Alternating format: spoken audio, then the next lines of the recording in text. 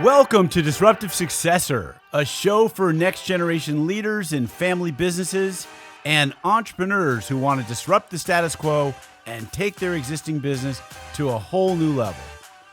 We all know that what got us here isn't going to get us there. This show will provide inspiration, advice, and resources to help you create massive impact.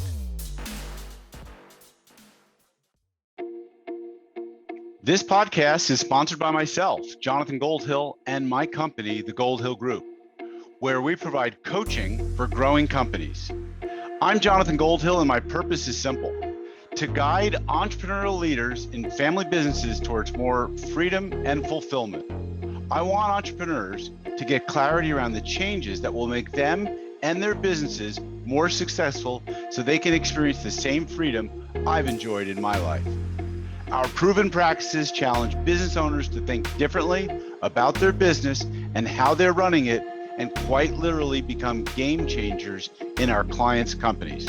Learn more at thegoldhillgroup.com website, where you can schedule your free strategy session.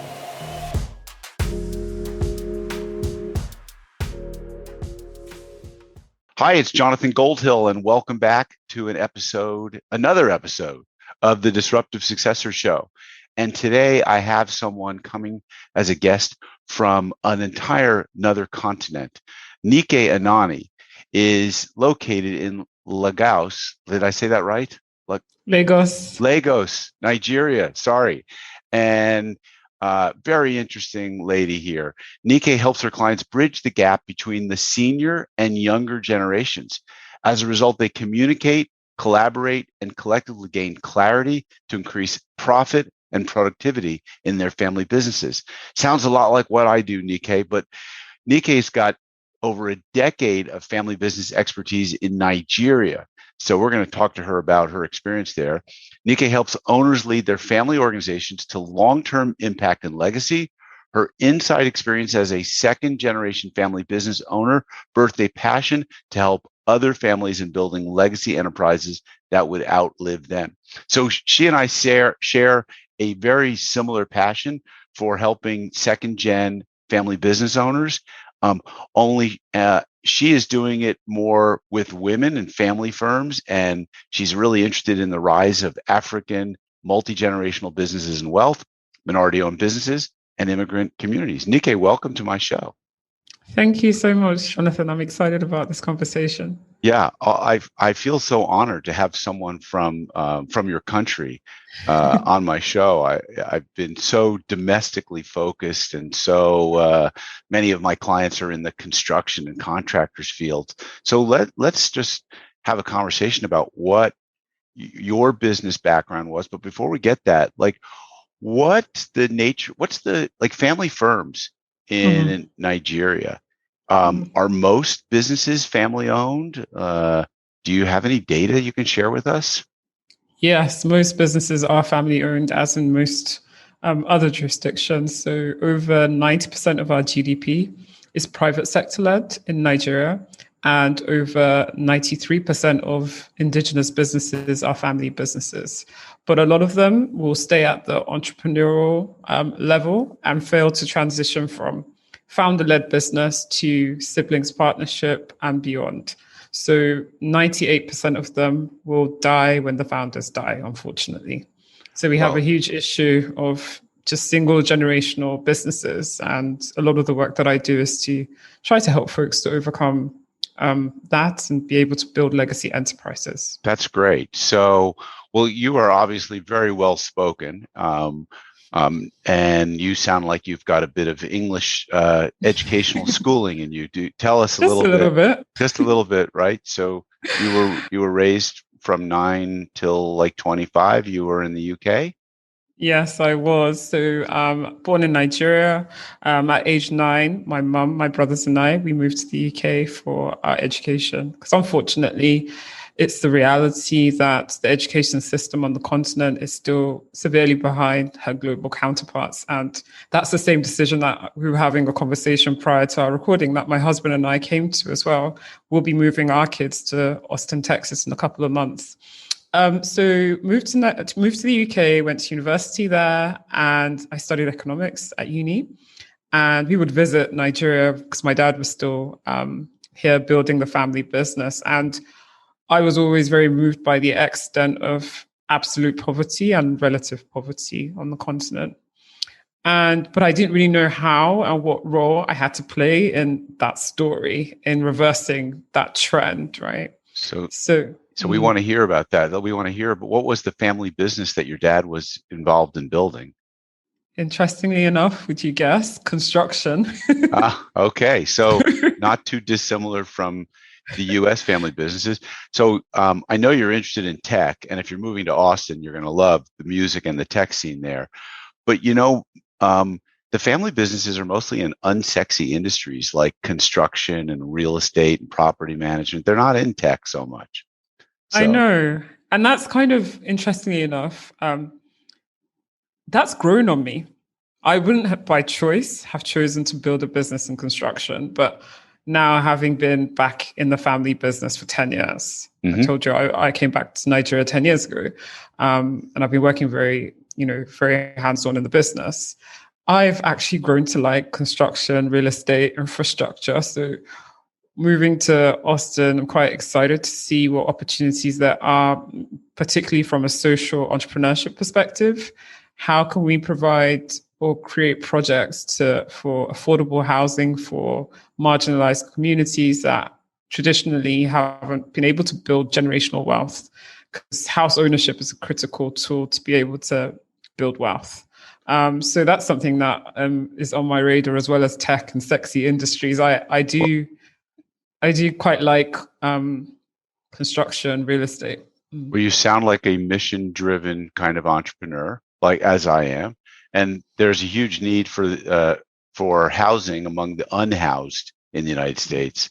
I don't know what the homeless situation is like in your country, but in our country, it's getting worse every year. And this pandemic has been devastating to the rise of homelessness. And, they're starting to build some unhoused units. So maybe there's some opportunity. But so tell us a little bit more about your family business. What was your role in it? What was it like when you started? Where is it at today? Where does it go from here also? So my father was a medical doctor by training. So when he set up the business, it wasn't a construction business. He was supplying medical consumables to teaching hospitals and labs across Nigeria.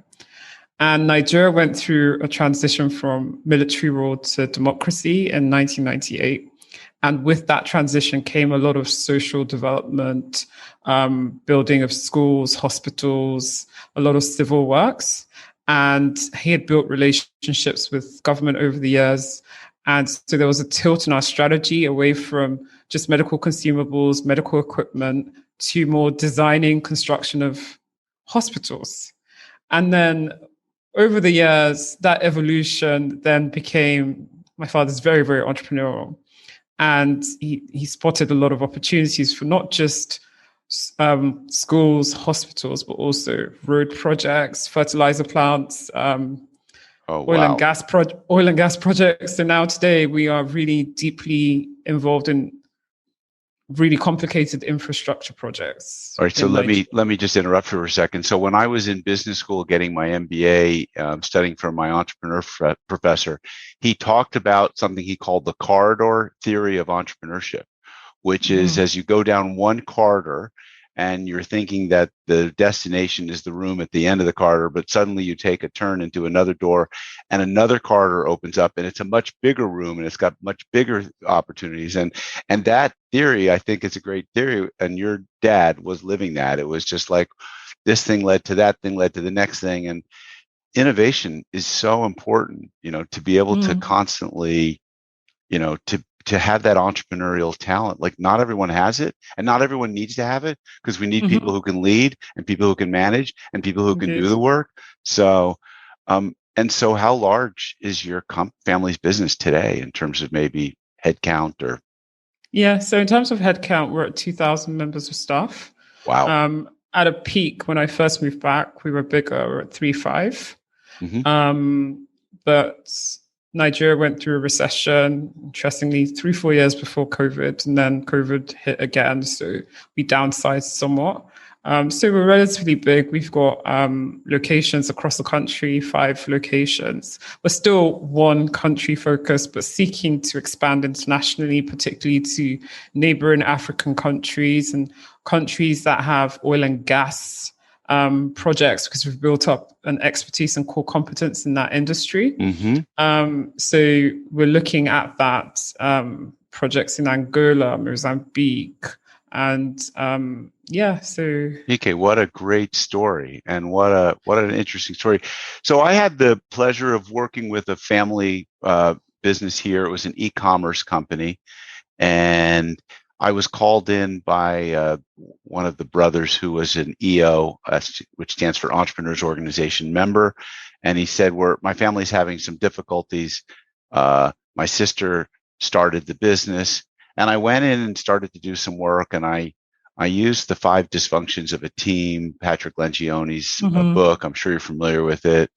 Most coaches are, and started to uncover some of the trust and conflict and commitment issues. And it turned into quite an experience with this family, where I had to work with the brother and sister so they could come to a resolution. But what was really interesting to me was the mother and father were from different countries. One was from Kenya, one was from Nigeria. And apparently there's quite a cultural history between those 2 countries. And the father was living abroad in Africa while the mother was here in the US. And so I bet you've experienced quite a lot of cultural challenges and conflict. And tell us, how that's played out either in your family business or how you help companies deal with some of those cultural challenges. No, Africa is a complicated continent, and Nigeria alone, we have 200 million people and 250 ethnic groups, 250 distinct ethnic groups. Wow. And so obviously that comes with its challenges in that, looking at the history of Africa, we were very geographically dispersed, and there was very little, to some extent, limited cooperation across tribes, because Africa was so fertile. A lot of tribes could sustain themselves, and there was little cooperation between tribes. And then colonialism came and forced interactions between groups that traditionally didn't get on or didn't even have to get on. And so today, with this huge amounts of diversity in terms of the tribes that we're from, there's, as in any country, there's lots of stereotyping of tribes, and we tend to have low trust societies, unfortunately, and that can contribute to a lot of conflict. I've seen it in business. My father's very atypical in the sense that he's always promoted diversity of thought. And so a key strategic consideration, if we're recruiting a key member of staff or a board member, he wants to see representation of all the geopolitical zones of the country. That's so great. He'll say, we need someone from South-South, because someone from South-South will be able to help us with community issues in this area as we're looking to expand the business into this area. Well, he sounds like a real bridge builder, by the way, literally and figuratively speaking. and we have those same types of problems here. So I work with a lot of construction companies, and there are people that come from mostly the Latin countries, Mexico, Guatemala, Colombia, and there's like a pecking order for like if you're from like Mexico, from the city versus from the rural versus from the suburbs, like there's a pecking order, and there's a lot of family members are working at the same companies, and this family won't work with that family member, or they're very cliquey, and so it's quite challenging. Sounds like you got your dad, you and your family has become pretty adept at how to dissolve those boundaries a little bit. My dad has always been a model for diversity for me. Mm. He, even in raising me, my mom and dad never made me see my gender as an obstacle to anything. Great. And so, for instance, I'm the only, well, soon I'll be leaving in 6 weeks, sad face. I'm the only family member aside from dad working in the business. I've got 2 younger brothers. And, in a lot of households over here, the people often will question, where are your brothers? Why, I would say to my dad, where are her brothers? Why does she have so much power? But for him, he never saw gender, age, race as an obstacle. Mm. So I guess that's been the backdrop and the context through which I've been brought up. And so I've always celebrated diversity, always wanted to have friends from different cultures, whether it's within Nigeria, like I said, it's very diverse, interestingly enough, Africa as well as a continent. I'm sure. And even on a global level. Mm-hmm. I imagine it. I imagine it must be bittersweet for your dad to have his daughter leaving to go to the U.S. and leaving his family's business, and so the brothers are not coming into the business. They're not interested in the business, and they must be doing some terrific things on their own, hopefully. But interestingly, we will all be out of the country. So my middle brother's moved to Mozambique. My youngest is moving to the US as well. So yeah, it's a huge season of transition for the family and for the business. And are there grandchildren either in the future or in play for your dad? And how will he, and maybe your mom's still alive and in the picture? Like, mm-hmm. How will they visit these grandchildren living so far away?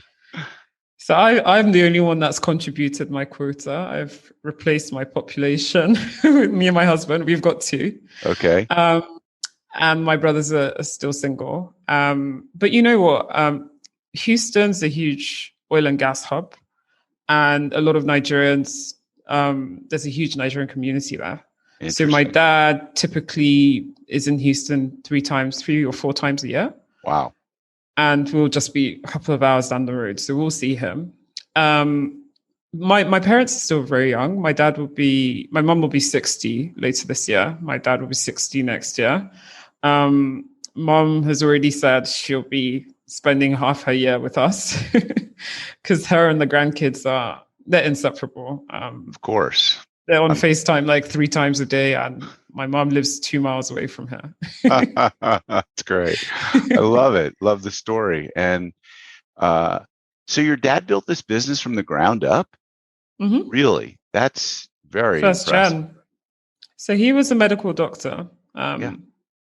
My grandparents were both corporate workers. My grandfather works with Total. He was the first Black director for Total Oil and Gas Company in Nigeria. Mm-hmm.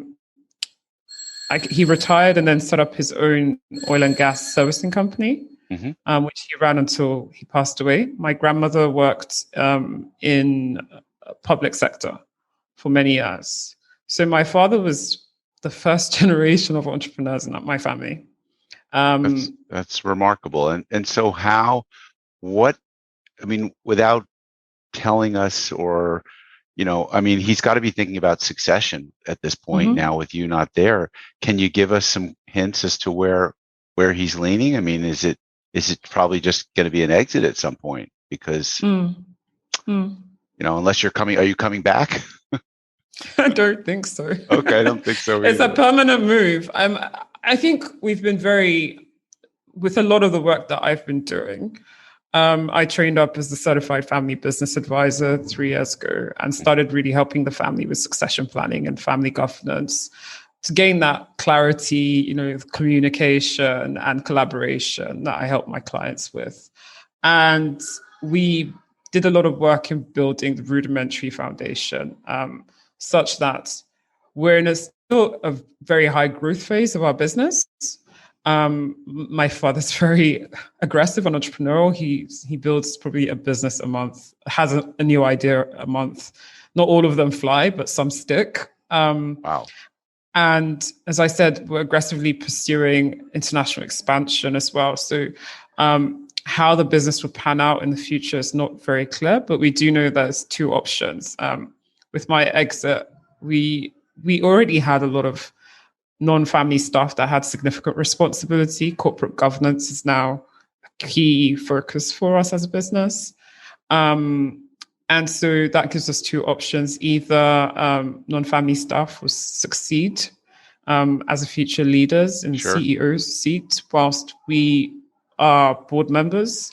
We have a mixed board of family members and non-family, and or we sell in the future. But for now, like I said, Dad is not 60 yet. He's still, he's got his eye on the ball. He's vital. He's vital. Yeah. Wow. I don't know. I'm hearing that the voice of when the United States astronauts landed on the moon and reported back to Houston like we've landed. It feels like you guys are really going to like a whole other continent, and that you're going to be reporting back to base station that we've got opportunities here and the business is expanding and we're now a global business. What a great success story. So we have challenges in this country. I'm sure you have the same, of keeping businesses lasting through the third generation and fourth generation. And you're passionate about multi-generational businesses, and especially, I'm sure, with your heritage, in Africa. What do you think is the secret to creating multi-generational family business and wealth in Africa? I mean, is it education? Is it entrepreneurship training? Is it, what are some of your thoughts on this? All of the above, but I will sum it up in collective wisdom, collective knowledge, collective learning. And, quite often we'll cite the statistics, a business failed after a generation. But when we look at a lot of entrepreneurial families today that have built multi-generational businesses, it's not usually one business that is in the enterprise. Some may have fallen down the wayside along the way, but others stuck. So I think it's really, really important that families are able to, say, like my father, impart the knowledge, the expertise, the ability to be able to build and nurture businesses to the next generation. I think that's the greatest legacy of all. So that the next generation can be on their own 2 feet, be able to create and multiply businesses, because the rate of the family is growing faster than the rate of the business. Typically, in my side of the world, we populate quite quickly. We're the fastest growing continent. That's an interesting concept, folks. Like, the rate of the family is growing faster than the rate of the business. And in my words, I used to say that, like, in a next gen business, if siblings are coming in, you've got let's just say it went from one family, a father, mother, founder, and now 2 kids are coming in. Now there's like potentially 3 families. And can the business triple in size to support the 3 families? So, interesting concept. And you're saying that the population growth is faster in your country than maybe here. So, so it's even exponentially. It's more important. So there's the need to have that mindset, that strategic mindset as a family. We need to be cultivating new businesses. We need to be expanding the borders of our business, whether it's through new products, new services, new geographies, new investments, new JVs, and what have you. But beyond like the business side of things, you touched on a really important point, which is the complexity of the family over time. As families, over time, you have new entrants, you have exits, unfortunately. You might have divorces. Over here, we have polygamy. Polygamy is very common. So all these complexities of the changing family necessitate that governance is absolutely critical.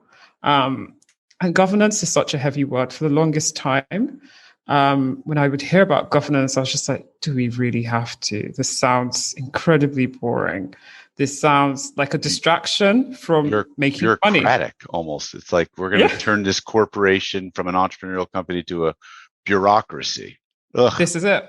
And I think every entrepreneur hates the concept of slowing down the business with paperwork and process. Ugh, what's that? Want to go after the opportunity. Right. But I think it took me a while, and I had to reframe my mind to see that it wasn't about bureaucracy. It was about creating a process through which collective decision-making could be made with the family, a platform through which we could have considered conversations about what is all of this about? Where are we heading? Like you were kind of alluding to with the corridor. Theory of entrepreneurship. Yeah, like families have decision overload. There's so many possibilities. Mm-hmm. There's so many industries you can go into, but how do you distill the opportunities that are right for you? What is the purpose of all of this? What are our values? And then beyond that, what's the compelling reason for us to stay together as a family and business?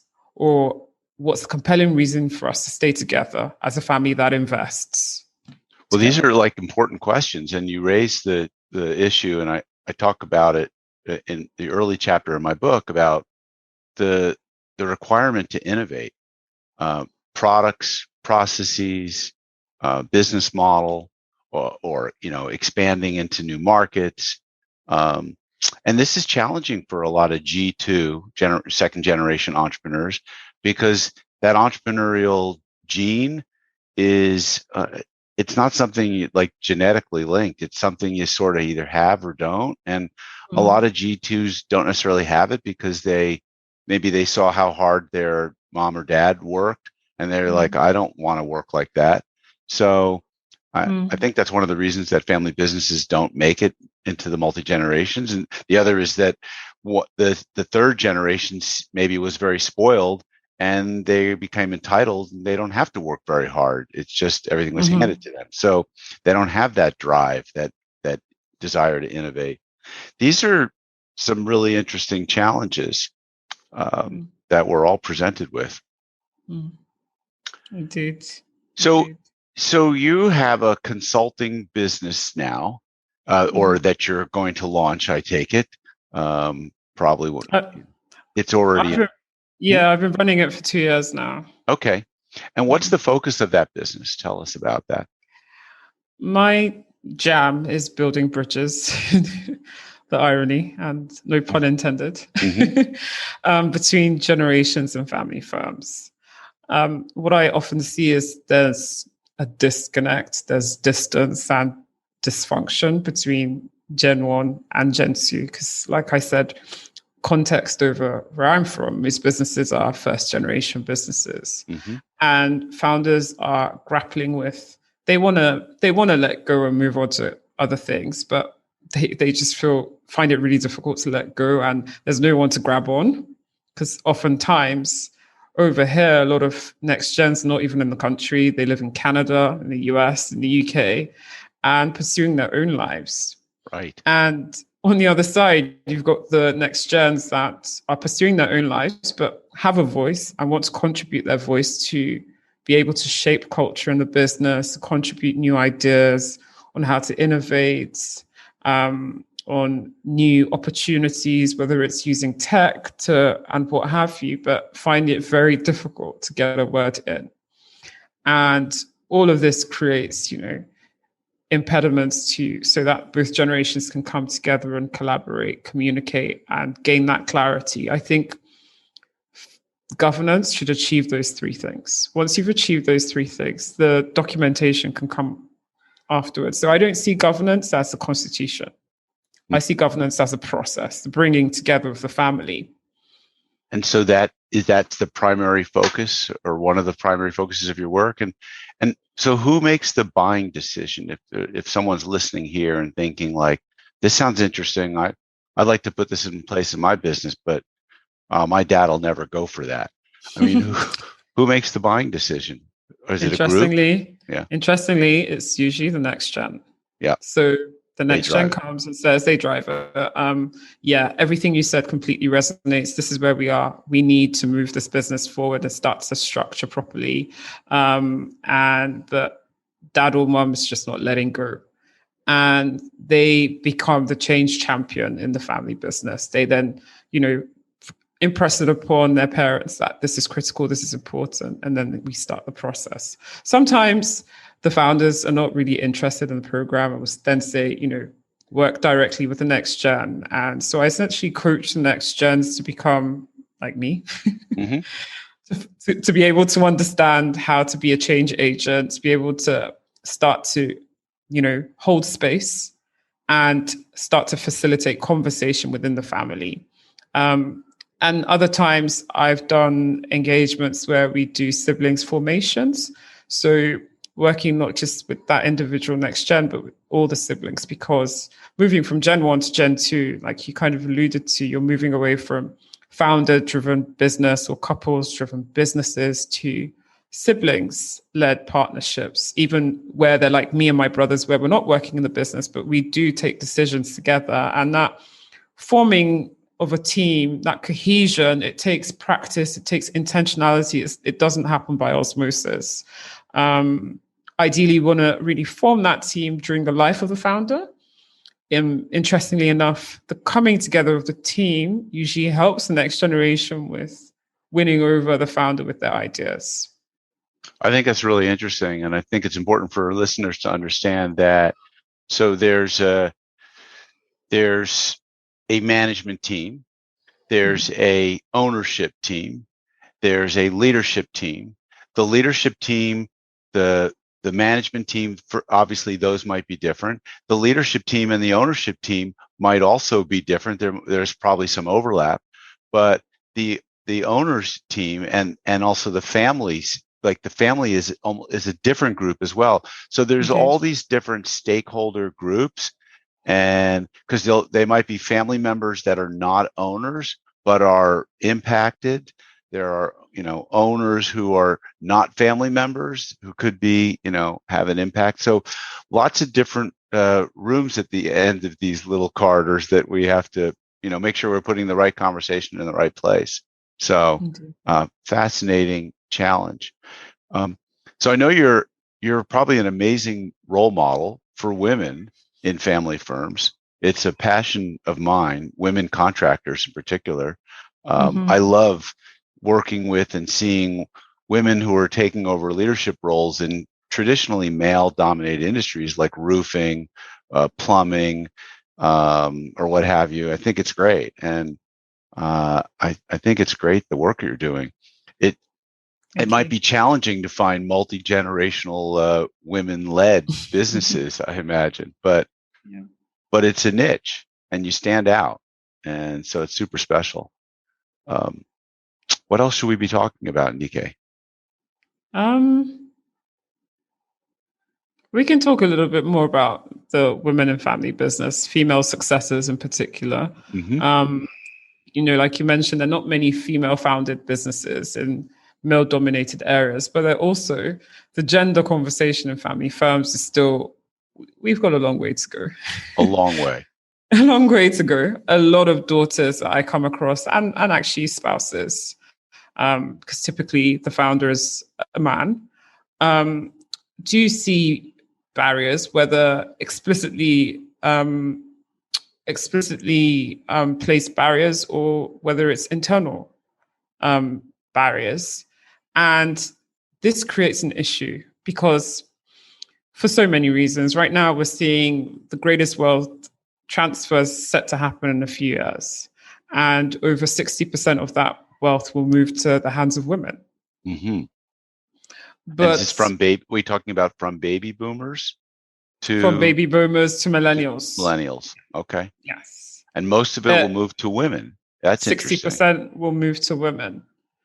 But a lot of women in family enterprises are yet to find their voices, right, and yet to exercise their influence. And traditionally, what has happened is even if they own the wealth, they pass it on to their brothers, their husbands, their fathers to invest the wealth for them or to make the decisions in the business for them. But women lead differently to men. And I'm a diversity champion. I'm pro women. I'm pro men. I'm pro the coming together of genders, because we see things differently, and we do need to see things differently. It's the coming together of our various perspectives that forges strength and creates that diversity of thought. And right now, our world is laden with so many social challenges. This pandemic has still not gone away. Look at India. It's just completely heartbreaking. Yeah. Climate change, poverty, income inequality, so many social issues. And typically when women make decisions, they think of communities and they think of like a wider ecosystem. So it's really quite sad that women are yet to find their voices in family enterprises. And I think it's upon us to really work with, founders and families to help ladies find their voices and come to the table and participate. A lot of it is imposter syndrome. Like, this is a male dominated, sphere. I don't really belong here. This has always been dad and the brothers or uncles talking about this. I don't really know. And women tend to have this gender confidence gap, even where they're equally as competent as men. They will question their capabilities. I know I really struggle. It's still continuous present. I struggle with imposter. But because I'm equipped with the data and the information, I'm like, okay, it's not just me. It's clearly there's something about the way we're wired up, that we're inclined this way. I'm able to kind of kick myself up the backside and get stuff done, But sometimes what ladies need is a coach that understands their perspective and can guide them on a one-on-one basis and teach them tools to help them overcome this gender confidence gap.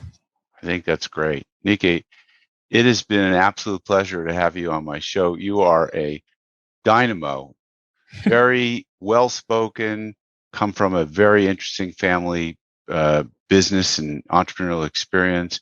I'm sure you have a lot to offer your clients. So you moved to Austin. You'll be here shortly. How do people get a hold of you, Nike? Oh, thank you so much, Jonathan, for having me. I've really enjoyed our conversation. I can be reached on my website, nikeanani.com. That's www.nikeanani.com. And my email address is there if you want to shoot me an email, or you can reach me on my social, which is also on my website. Thanks so much. So another episode of the Disruptive Successor Show, this one featuring a second generation entrepreneur who I'm sure has her own playbook for how to get family businesses together. Make sure to get a copy of my book, which has my playbook for how to scale up your family business if you're a next generation leader. Thanks for listening. Please share this episode with your friends, family, and colleagues. This podcast is sponsored by myself, Jonathan Goldhill, and my company, the Goldhill Group, where we provide coaching for growing companies. I'm Jonathan Goldhill, and my purpose is simple: to guide entrepreneurial leaders in family businesses towards more freedom and fulfillment. I want entrepreneurs to get clarity around the changes that will make them and their businesses more successful so they can experience the same freedom I've enjoyed in my life. Our proven practices challenge business owners to think differently about their business and how they're running it, and quite literally become game changers in our clients' companies. Learn more at thegoldhillgroup.com website, where you can schedule your free strategy session.